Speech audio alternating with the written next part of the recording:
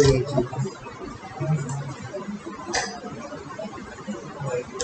is the so you ready?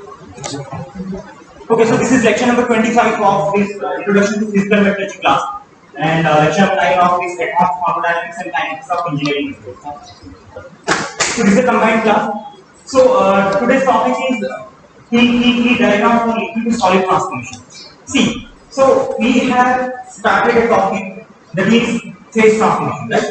So where basically we are concerned with liquid to solid transformation, because liquid is one phase and solid is another phase, right? And also we have discussed about nucleation and growth, right? And in the previous lecture we have discussed about nucleation rate, which is I, and we have talked about dx by dt. This is overall transformation rate. This is nucleation rate, this is growth rate, and this is overall transformation rate. See, when there is any transformation is happening, like liquid is becoming solid, right? So we are basically discussing about thermodynamic criteria, and we are also discussing about the kinetics, right? Thermodynamics criteria already we discussed about that. We have find out delta Gf, if you remember, right? And also we have to find out the driving force Gs minus Gl, if you remember, right? And driving force also depends upon under the equilibrium, right? More is the under the more is the driving force energy for the transformation, right? All the things we have discussed. Right? So, and if we want to recall from the previous lecture, this nucleation rate is what exactly? Nucleation rate means, suppose this is your mold and it is having liquid. This is a mold having lot of liquid, right? Suppose how many nuclei are forming? So these are the nuclei. Nucleation rate means how many nuclei are forming per unit volume per second. Okay? Or in other way I can say number of nucleation event happening per unit volume per second. So obviously the unit will be meter cube or meter to minus 3 second inverse. Okay? You understand my point? So if that means lot of nuclei are forming inside the liquid. These are solid nuclei, tiny solid nuclei. Right? And growth rate means these nuclei then again grow. Anybody remember the condition when the nuclei will grow? No, conditions of growth of the nuclei. Whether nuclei will dissolve again in the liquid R star. The radius of the nucleus should be greater than R star value. Right? And R star formula, if you remember, equal to minus 2 gamma Gs minus V. You have to remember this. Minus 2 gamma Gs minus G is the driving force, if you remember. Free energy of liquid, solid minus free energy of liquid, right? Higher is the driving force. If this will be more, then R star will be less. That means if a small nuclei will form, it will grow. There is no problem because this is high. More driving force is available. But if gamma will be high, gamma is the interfacial area, or interfacial energy basically. Right? So if it will be more, then what will happen? It is a barrier to the growth of the nuclei. If it will be bigger, then you need more R star value. The radius of the nucleus should be bigger, then only it will be. Right? So you, up to this is fine, right? So growth rate means what? Growth rate means it is also called dr by dt. R is nothing but the radius of the nuclei, solid nuclei, right? So you understand the growth rate means it is like how it is growing with time. So unit will be basically meter per second, right? Meter per second. Meter means you understand it is growing. And per second, how it is growing? How the radius is increasing per second, right? So meter per second is the unit of the growth, right? And dx by dt is the overall transformation rate. Overall transformation means, see, the liquid has to become solid, right? but it has to be like first nucleation will be there, then growth will happen, finally completion of solidification will happen, right? So overall transformation rate will depend upon both nucleation rate and growth. And in the previous lecture, I have talked about both are basically just opposite. If nucleation rate will be higher, growth rate will be reduced. If growth rate will be higher, nucleation rate will be reduced. We'll discuss that again today. So this is fine, and this unit is only second inverse per second. Right? And if you want to know the definition of overall transformation rate, that is the fraction of how much fraction is getting changed each time. That means how much fraction of liquid is becoming solid. It is okay. Fractions we divided by x, and maximum fraction is 1. Obviously, right? That means 1 fraction means all the liquid has become solid. Okay. So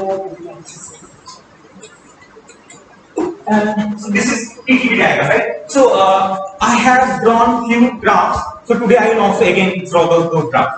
So this is temperature versus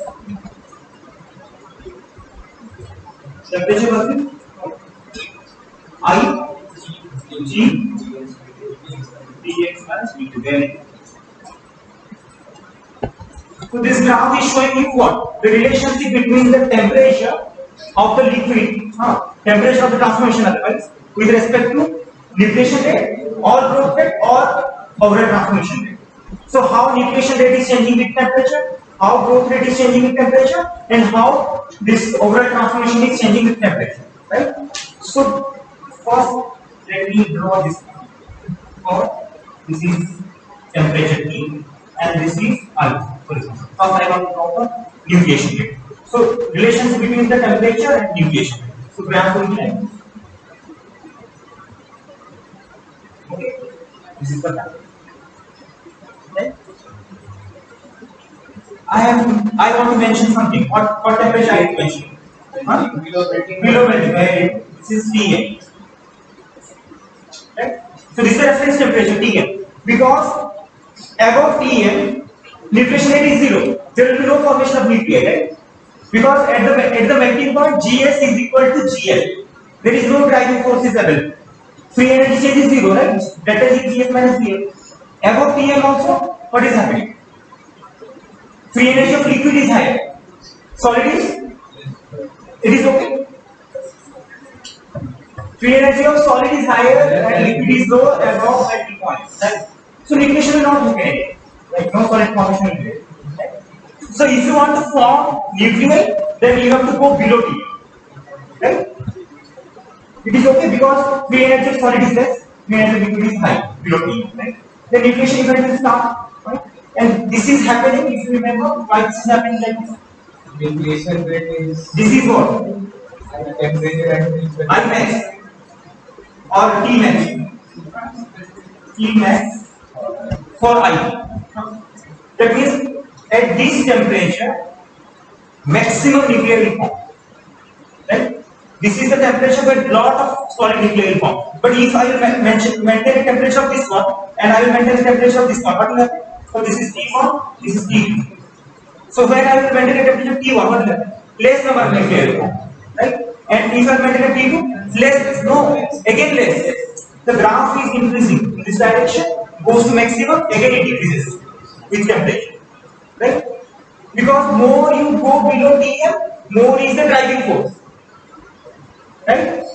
You remember how? Temperature versus mass. You see T energy versus temperature, right? For liquid and solid. So this is for this one is Tm, right? This is for solid and this is for liquid. It's okay. This is the free energy versus temperature graph for liquid and solid, and this is the intersection point, that is the melting point. At melting point, if you remember, Gs is equal to Gn. Right? And if you move below the melting point, what is happening? This gap is increasing. GS minus DL is increasing. So more is the GS minus DL, more is the driving force available. So same thing is happening. You understand? So more I am going down below TL. More driving force is available. More is the GS minus DL. So that's why number of nuclei is increasing. But it goes to a maximum value. Then again, if you go below this temperature, again it will decrease. Because finally 2 points are important. One is the driving force is important, and the one is the mobility of atoms. This is the two things are important. You should write it. Driving force and the one is the mobility. Mobility of atoms. This is nothing but the diffusion. Diffusion doesn't mean atoms are moving only one atomic distance. It is more than one atomic distance. You should understand that is not diffusion. Atom is migrating from one location to another. That means atom is migrating from liquid to the solid nucleus which is formed, so that it will grow. So more atoms will deposit on the nucleus, more growth will happen. Right? Is it okay? So these two things are important, right? And this is dominant for which one? Nucleation. Basically, you have to remember. Whenever you want nucleation, you need more driving. That is more important. But whenever we are talking about growth, then diffusion is important. More is the diffusion rate, more is the growth rate. You have to remember that. Okay? More is the rate of diffusion, or more is the mobility of atoms, more is the growth rate. But more is the driving force, more is or higher is the nucleation rate. Right? If you want, I can write. So the nucleation rate is basically proportional to driving force. Right? And for liquid to solid transformation, it is okay. This is nitrogen, and this is nucleation rate. Growth rate is G, or I can write it dr by dt. Regarding the radius of the nucleus, it's 9. That is proportional to diffusion. Diffusion rate or mobility of matter. It doesn't mean the driving force is not necessary for growth. Driving force is also necessary for growth. Driving force is also necessary for nucleation. Similarly, mobility is also required for nucleation and growth. But dominating, I am talking about dominant. This one is dominant. So this driving force is dominant for nucleation. Right? High is the driving force, high is the rate of nucleation. And similarly, high is the diffusion rate, high is the growth. Okay? It is okay? Sir, melting point है वो consider करते हैं और वो मान लीजिए हम लोग T2 लेते हैं ठीक है Tm और T2 का डिफरेंस ज्यादा है टेम्परेचर तो ड्राइविंग फोर्स ज्यादा रहेगा तो इक्वेशन में तो सर T2 पे ज्यादा रहना चाहिए T max again I told these two things are important. You have to consider these two things. But basically this is dominant force. See, so if you remember how a liquid becomes solid. First of all, atoms will come together to form molecules. Molecules will come together to form cluster. If you remember, I have shown the diagram. Clusters will form a nuclei, tiny solid nuclei that will grow. So when atoms will come closer, that means they are moving towards each other, right? nucleation में दोनों necessary Yes, for growth also two things are necessary. But someone is dominant for nucleation rate and someone is dominant for growth rate. Both things are important, right? But someone is dominant. It's okay. When there will be no driving force, nothing will happen. Obviously, everything requires driving force, right? Okay. Anyway, so that is why this is decreasing, because of mobility of atom is decreasing with lowering of temperature. In other way, I can say the rate of diffusion is directly proportional to temperature. Higher is the temperature, higher is the mobility. You understand the point? Atoms will move faster if you maintain a higher temperature. But if you maintain a lower temperature, the atom mobility will decrease, or rate of diffusion will decrease. Or it may be happen if the temperature is so low, diffusion may be ceased completely. There will be no diffusion at all. And another interesting point I would like to say, diffusion also depends upon the mass of the atom. If you have a bigger atom, suppose you have an iron atom and you have a carbon atom, so maybe iron atom will require a high temperature to move easily. But for carbon atom, you need a low temperature. If it is very small and size, weight is very less. Right? It depends upon the size and weight. This is actually. Sir वो T2 part में मतलब nature dominate कौन रहेगा, driving force रहेगा या mobility of driving force is more, obviously FTP, because Cm minus Cp is more, but atomic mobility is decreasing. That's why I told two things are important. And everything depends on temperature again, right? So deflation rate, growth rate, both also depend on temperature. So this is one of the graph. If you want to draw a graph for this is again temperature versus G. Yeah, this is temperature. Temperature versus G means growth rate I am talking about. So how it will be? It will be like okay. So again I have to mention Cm variable. You need to mention Tm. Because below melting point only nucleation will happen. Once nucleation will happen, growth will start. Otherwise growth will not happen. Right? So the graph will be.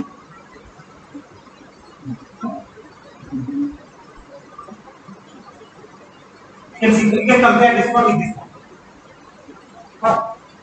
This is somewhat below, but this is somewhat higher. And this one is what?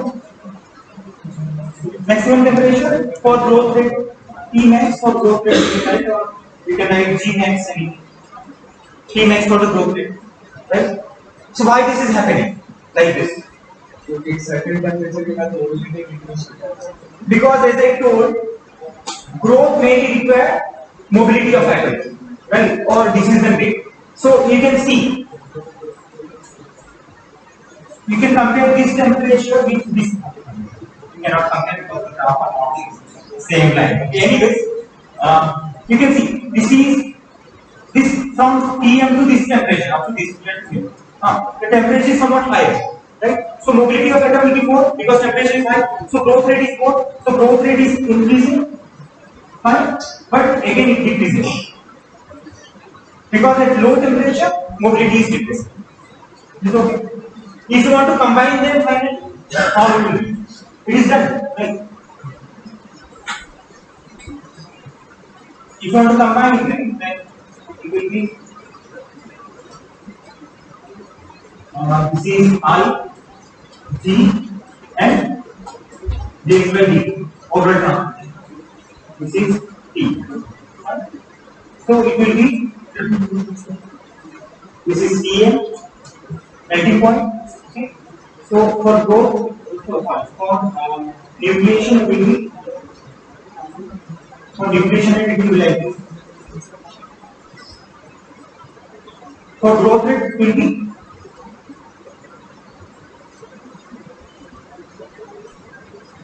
now you got the point. So this graph is showing nucleation rate with respect to temperature, right? And this graph is showing growth rate with respect to temperature. I have combined now both. Okay? And I told overall transformation rate will depend on both nucleation rate, both growth rate. Right? So it will be in between, obviously. Right? So it will be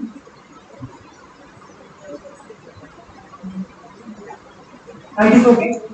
So this is what maximum transformation rate at this temperature. This is for it is okay now. I have combined all these things.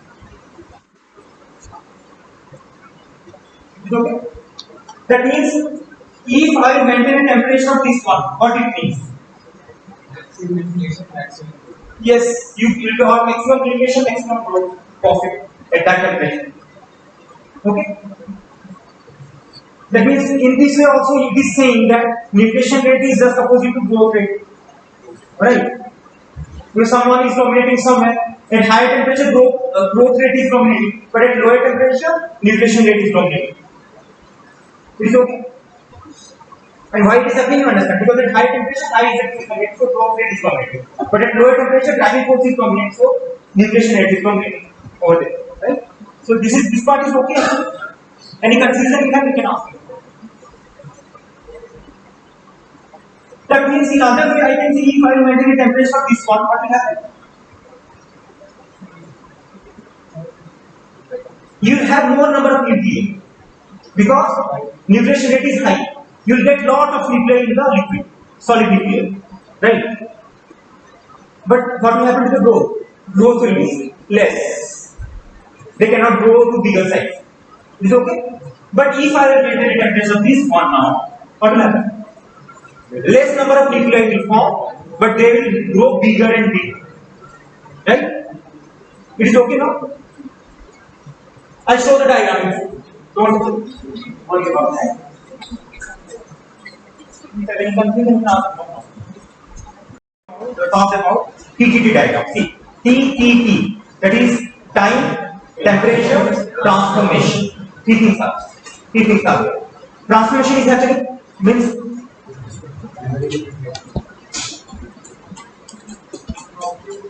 time, temperature, and transformation.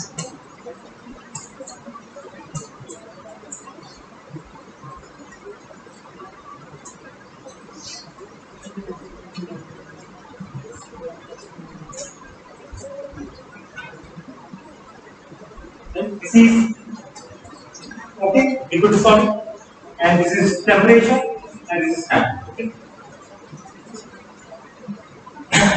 So in other way, I can say that means why this diagram is important. Anybody remember from the previous class why this time, temperature, transformation depends on both time and temperature. Yes, obviously that means transformation is affected by temperature, as we have seen, because nucleation rate and growth rate are affected by the temperature. Okay. Similarly, time is also important. That means suppose a liquid has a melting point of 30 degrees centigrade. You maintain a temperature of 20. Obviously, solidification will happen. Liquid will become solid, right? But at what rate? With respect to time, because now you have fixed the temperature 20. Your melting point was 30, but you have maintained a temperature of 20. So anyhow, solidification will happen, right? But at what rate? That means with respect to time is important. That's why this diagram is important. This TTT diagram is also called IT diagram. IT is isothermal transformation diagram. IT. Isothermal transformation. Isothermal means a constant temperature, right? So that means this diagram basically tells us that it should fix the temperature. It should fix the temperature. How the transformation rate will change or how the transformation rate will be. Because you are fixing the temperature, that means transformation only depends on time, right? Okay. So basically, this TTT diagram talks about the kinetics of the transformation in simple. How fast the transformation is happening or how slow the transformation is happening. Okay. So now I want to draw the TTT diagram for liquid to solid transformation. Right? So liquid will become solid, and I want to draw the TTT diagram. Already I have drawn that in the previous lecture, so I will not draw it. I will draw the TTT diagram right now.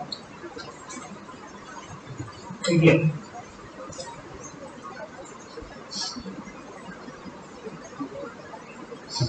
So this will be what? Temperature, and this will be T, small t. Small t represent time, capital T always represent temperature. Okay, and this is basically log t. Okay.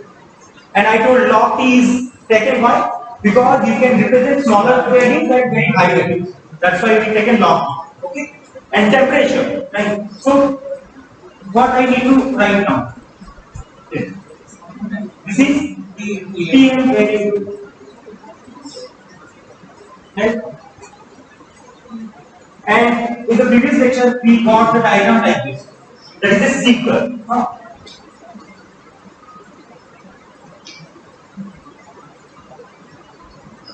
We got a seeker like this. This is the TTT diagram for liquid to solid transformation. This first seeker represents what? Is it present? Start, and this represents finish.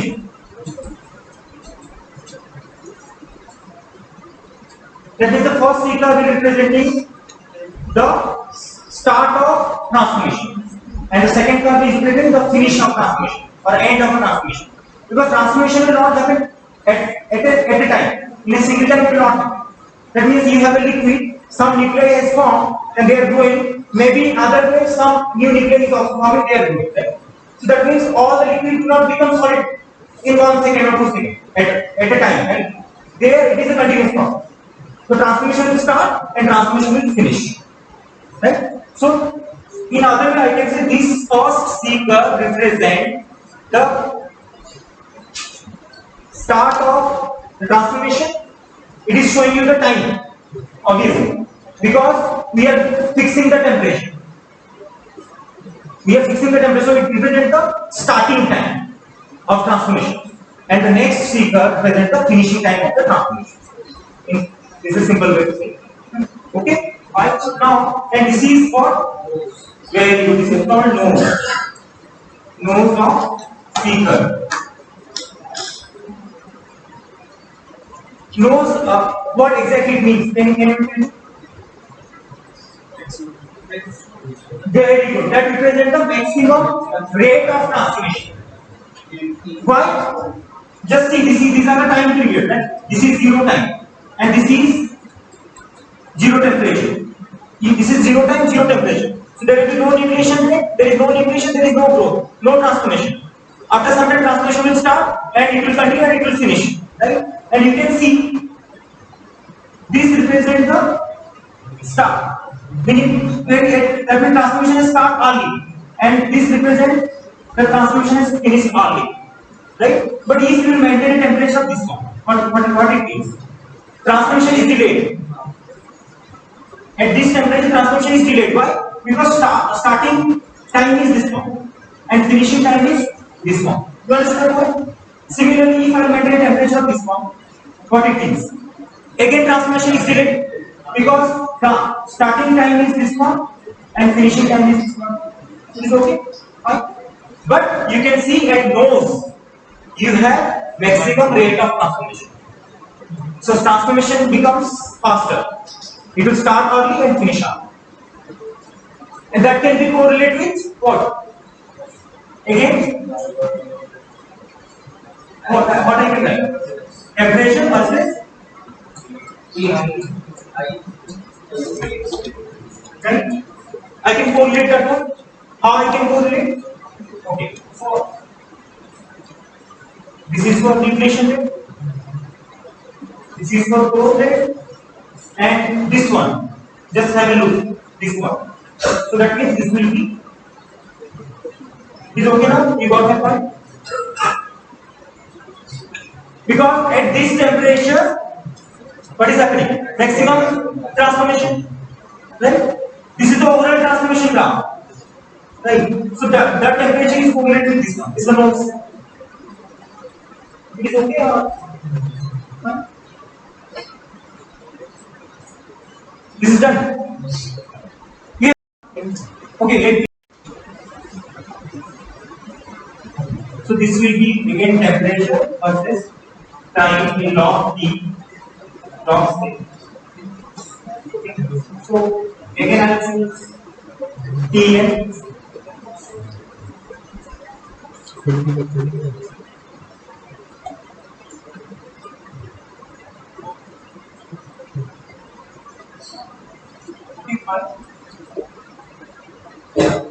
So this is Tn. Okay. So that means this is what I can write. This is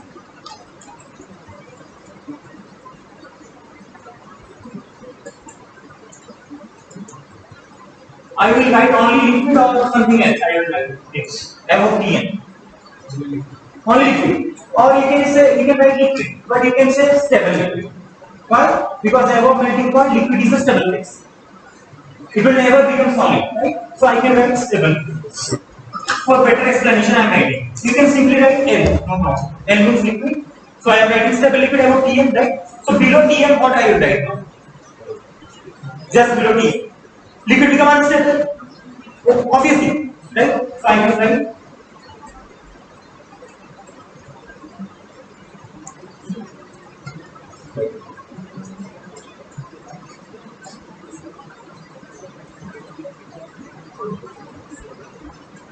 unstable liquid. Okay, fine. Because Tm liquid is not stable. So once liquid become unstable, what will happen? It will undergo transformation. It will become solid, right? And transformation start here and end here, right? Okay. So now what this sometimes this is you should not write unstable. You can write in other way. You can write this one is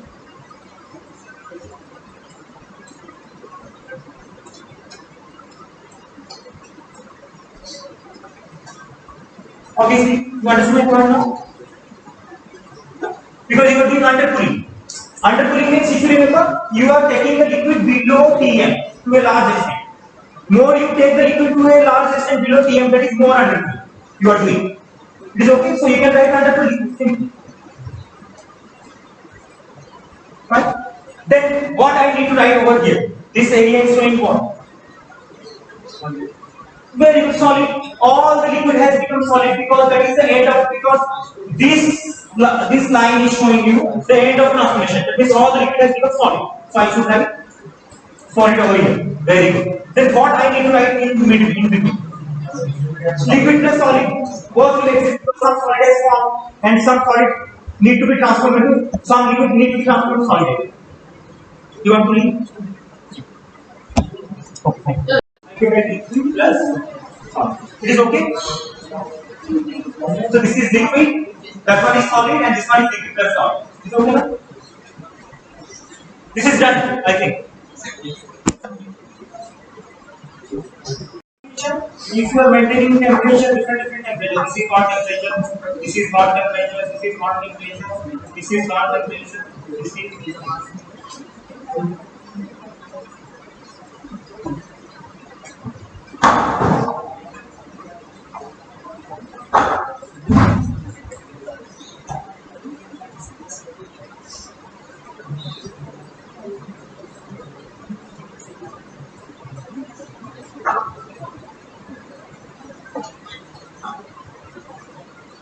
what it means. I have taken different temperature. Right? I have taken very high temperature, then some low and some medium, then again low and lower and lower. So you have to remember this gap from this is time is 0, right? And this is the transformation start time. In between this time, that is called incubation period. You need to write incubation period. Incubation period means, again I am saying, the gap between the 0 time and the start of transformation time. So that means, can you people tell me, if I will maintain a higher temperature, that means I will maintain a temperature just below the melting point. Incubation period is high or less? High. Transformation is delayed, you can see. But at the nose, incubation period is very minimum, right? And if you maintain a temperature very low below nose, again what happens? Again incubation period will increase. You can see again it is increasing. Incubation period is higher. This is lower, and this is minimum. Again you go to high temperature, it is increasing. Right? You understood point? So now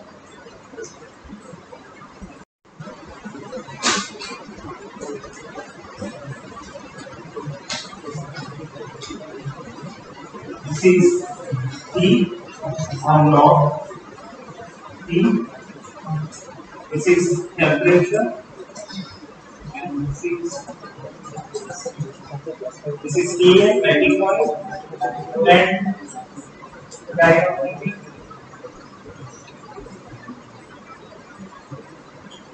Okay. And this is L, this is L, this is L plus S, and this is S. Done. But now the final topic is, suppose you want to superimpose the cooling curve on this diagram.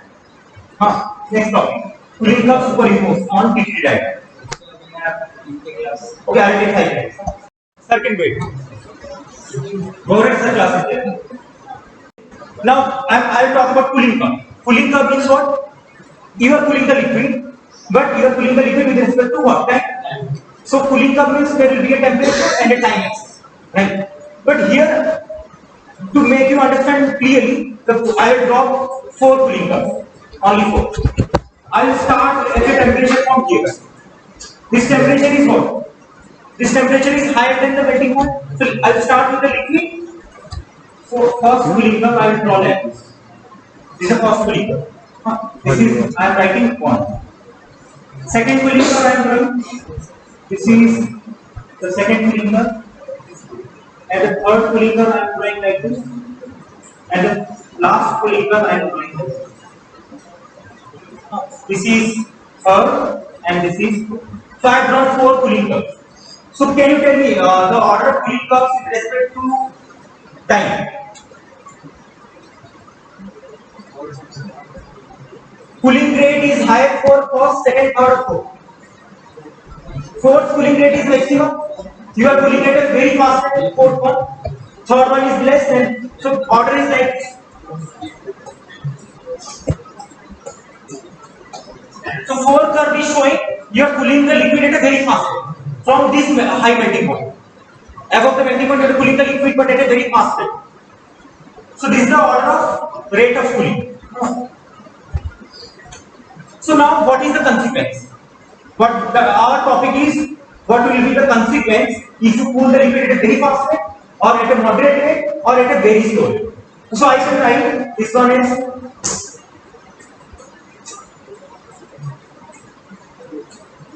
okay, slow cooling rate. This one is suppose okay, this is very slow, otherwise this is slow, this is moderate, and this one is fast or very fast. Okay, you understand the point now? Then what will happen to the solid structure? If you cool the liquid at a different cooling rate, that is the question now. Again, I am saying, what will happen to the solid structure if you cool the liquid at different cooling rate? I have taken 4 examples, right? So just have a look. This first cooling curve is touching the start of the transmission here and end of the transmission here, right? So this is touching over here and this is touching over here. And second one here and here, right? The third cooling curve is touching over here and here. The fourth one is not touching at all. Listen carefully. The fourth cooling curve is not touching this TTD curve, right? So what it means? Can you tell me? Very good. The fourth cooling curve is showing that it is not touching the C curve, not the start curve, not the finish curve. There will be no transmission. There will be no transmission because it is not touching at all. You are cooling the liquid so fast, there will be no transmission of liquid to solid. It is okay. But what about this 3, 2 and 1? Transmission is happening. Why? Because the 3 curve is also touching the start curve and the finish curve. So that means transmission will start here and finish over here. Is okay. Similarly, second one is also touching this 2. First one is also touching. Right? This is the one of the difference you should understand. Right? That means for the 1, 2, 3, the liquid will become solid. But now the question is what will happen to those solid structures? I am talking about the grain structure. What will happen to the grain size? Whether it will be smaller or bigger. Right? So now if I draw the diagram for this one, for first one, you have, so this is liquid first and the cooling curve is very slow. This cooling rate is very slow for this one. So what it means? That means it is touching the transmission curve here and here. So you can see what is the incubation period? Very high. In other way, I can say if the cooling rate is very slow, incubation period is very high. That means the transmission is getting delayed. Right? So if the transmission is getting delayed and this temperature is also high, just below the TM. So nucleation rate will be less or high? Less timing force is available. So nucleation rate will be less number of nuclei will form. Suppose this is one nuclei, this is one nuclei, this is one nuclei, this is one nuclei. You understand the point?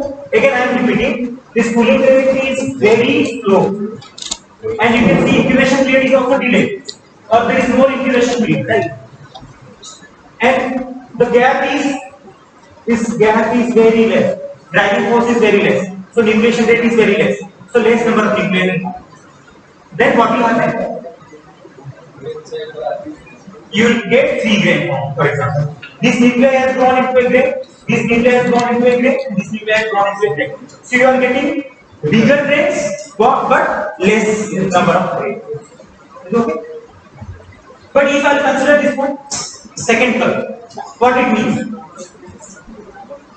So again you have liquid. Very good. That means now you just check the temperature. Now the driving force is more. Nucleation rate will be more, right? So that means suppose this is 1, 2, 3, 4, and 5. So 5 number of nuclei is formed now. So they will grow. So I can draw like this. It is okay now? You can see initially you have 3 grains, but now you have more number of grains. Why? Because nucleation rate is more number of nuclei has formed, they have grown. So what will happen to the size of the grain? Can you compare? This one will have less grain size, this one will have more grain size. Is okay now? Now move to the last third curve. Third curve, what will happen? Again, the gap is very high for the third curve. Again, driving force is more. Grain size will again reduce because more number of nuclei is formed. Suppose I want to draw the structure. So suppose this is 1, 2, 3, 4, 5, 6, 7, 8, 9, 10. This is level.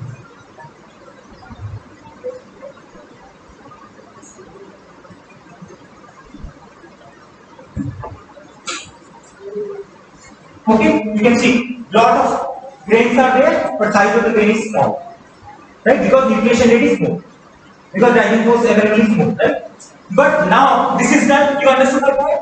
So that means in another way I can say, if the pulling rate is very slow, you will get coarser grains, right? But if the pulling rate will be somewhat faster, you will get finer grains. And which one is beneficial basically? It depends. But if you need more ductility, you need bigger grains, right? But if you need more strength, more hardness, you need finer grains, right? So that means in a simple way, if I provide you a metal and I want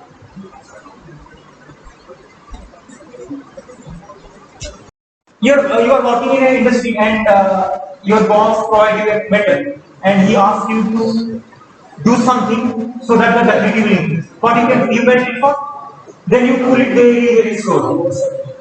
You will end up with what? You will end up with a solid but having coarser grains. You will get ductility. Your problem is solved. But your boss wants now the same metal. He wants high strength and high hardness. So what you need to do? You melt it first, but you pull it at a very fast rate. You freeze it quickly. You will end up with finer grains. You will get more strength and more hardness, right? But now, sir कल आप बोले थे कि मतलब जैसे हम suddenly इस चीज को मतलब स्लो कर देंगे या फास्ट कर देंगे तो डक्टिलिटी वैसे तो कंफर्टेबल चेंज होता है. But at the end, that will depend on the grain size. But he asked me a question: brittleness. Brittleness will not get affected. Metals are always ductile, basically. Basically, metals are ductile. And ductility and strength are just opposite. If you increase the ductility, strength will reduce. But if you increase the strength, ductility will reduce. Just opposite. But brittleness will not get affected. Metals are already ductile. So we can also say that the process is provide greater fracture toughness. No, you cannot say. See, the finer grains basically provide better fracture toughness. Fracture toughness means, okay, there is a topic I will discuss that. Fracture toughness means anybody knows something? Any idea you have? Toughness means before it fracture, how much energy it can absorb. Suppose you want to make a bulletproof jacket, for example. Bulletproof jacket you want, and I will fire a bullet, for example, right? So it will strike the jacket, right? But if the jacket will have a low fracture toughness, the bullet will enter and that means casualty will happen, right? Okay, fine. But if it has high fracture toughness, the bullet cannot penetrate easily. You understand my point? So that means when the bullet will strike, it will provide some energy. That energy will absorb by the bulletproof jacket. If it can absorb more energy, the fracture will be not there. The bullet cannot enter easily. Right? If fracture will be there, bullet will enter easily. If the metal will get fractured, bullet will enter. Right? So how much energy it can absorb, that is called toughness actually. And what is fracture toughness? Fracture toughness means already a crack is present and you are firing a bullet now. So maximum chance is that already the fracture is present already, crack that can propagate easily and it can open up. Again, I am saying if you have any confusion, toughness only means how much energy the metal can absorb for complete fracture. But fracture toughness means what? If already there is a flaw, already there is a crack, right? Even if it, how much energy it can absorb, or the crack should not propagate more. If it will propagate more, it will open up easily. It is fine. But I want to say that finer is the grain size, more is the strength, more is the toughness. Why? If there is a question why? Because this grain boundaries plays an important role. Finer grains means more obstacles or less obstacles. More obstacles, smaller is the grain size, more number of grain boundaries will be available. If a crack want to propagate, it will meet the grain boundary, it will get deflated. A crack will initiate inside the grain, for example. It want to propagate. When it will propagate, it will meet the grain boundary, it will stop. It can deflect to some other. Again, it will meet another grain boundary. Again, it will meet another grain boundary. This will, so crack will get confused. Where should I move? So that I will propagate along the total material and it will become two parts or three parts. You are getting the point? So final is the grain, more is the grain boundary. So crack will not propagate easily. But if you have less number of grains, you have coarser grain, what will happen? Grain boundaries is less, obstacles is less, so crack can easily move, no problem. Okay, you are talking about turbine blades. The turbine blades are made up of single piece. There is no grain boundaries, only single piece. Very high, very nice. This is very interesting. Last fourth. This fourth curve is not touching, it is neither touching the start curve or finish curve. That means there will be no transformation. Liquid will remain liquid, but in supercooled form. I have written that this is supercooled liquid or undercooled liquid, right? So that means there will be no transformation. Liquid will remain liquid. But in the real situation, if you look at liquid, it will be liquid or solid. It will look like solid actually. That is nothing but the glass. Now you understand my point? So if you remember, glass is amorphous or crystalline? Amorphous. Amorphous means there will be grain or grain. There will be any grain or grain boundary? No. Very good. Amorphous means there will be no grain boundary. So you will end up with glassy structure. Right? But this three will provide you crystalline structure. But this will provide you glassy structure. So you will end up with a supercooled liquid, which will be a solid actually, but it will be a supercooled liquid. So some people call glass is nothing but supercooled liquid. You have to remember, and that is amorphous. Why this is amorphous? Because atoms are not getting time to arrange themselves in a periodic fashion. Crystalline material means what? Atoms are arranged in a 3 dimension, but in a regular fashion or a definite order. Order arrangement will be there. But you are cooling at a very fast rate. Atom will get confused. Where I will see?